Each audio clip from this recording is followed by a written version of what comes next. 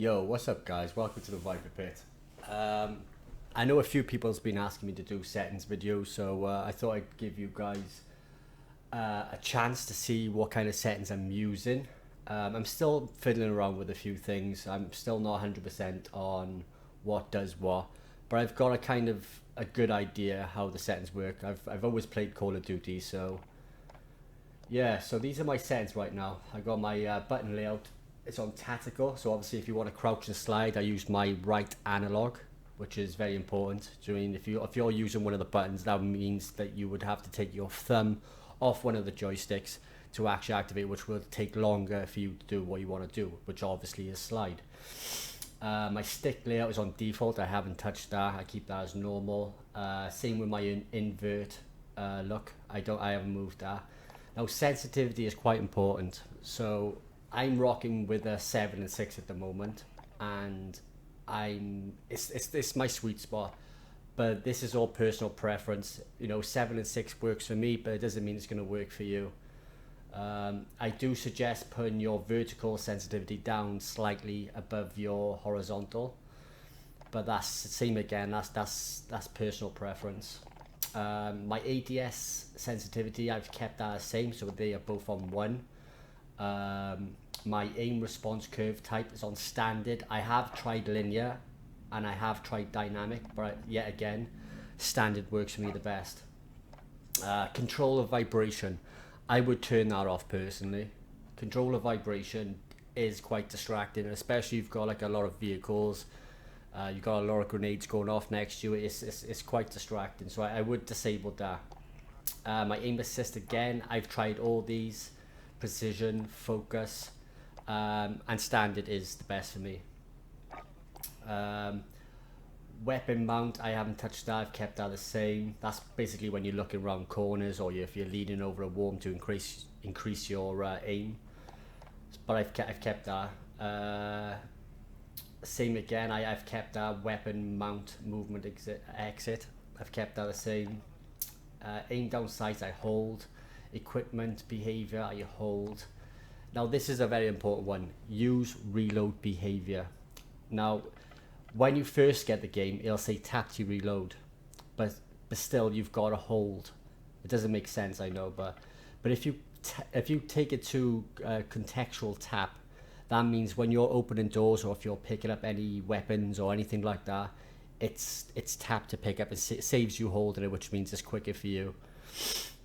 The only thing with contextual tap, you have to hold to reload when you're in a vehicle, which is, it takes a while to get used to, but when you're used to it, it's all good.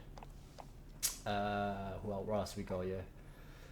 Ammo weapon switch, I kept that same, enabled. Slide behavior, I tap.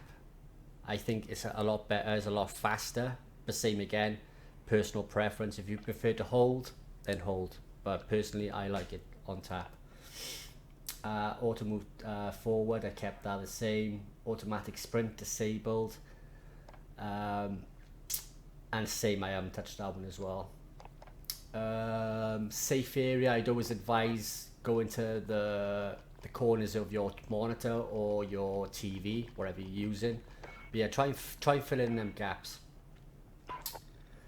Save that change. Film grain, I've turned that all the way down. I find it a lot better, a lot smoother, and yeah, the film grain can be distracting as well. Tooltips disabled, subtitles disabled, language English, colorblind type disabled. Now these two are very important as well. Motion blur, you know what I was saying earlier on about you got grenades going off, stuff like that, it's quite distracting. Well, when it vibrates, it also gives you a blur. And when your screen blurs, as you can see on the right hand side right there, it's quite distracting. It makes it harder for you to see the enemies, and obviously decreases your chances of killing anyone. So I would disable these two. Very important. Another important one is the mini map shape. Now with the circle, you can see quite a bit, but with the square, as you can see, you can see a lot more of the map. So I would advise switching to square. You can still keep it on circle if you prefer that, But if you want to see more of the area surrounding you, I would suggest switching to square. Minimap rotations enabled, kept that. Text tap enabled. I haven't touched hardly any of these. Audio, right then. This is a big problem because obviously if you've played Warzone, you have noticed that the audio is really bad. In some cases, we haven't got any. The only thing that I found that kind of helps just a little tiny bit, and I mean a little tiny bit, is the boost low.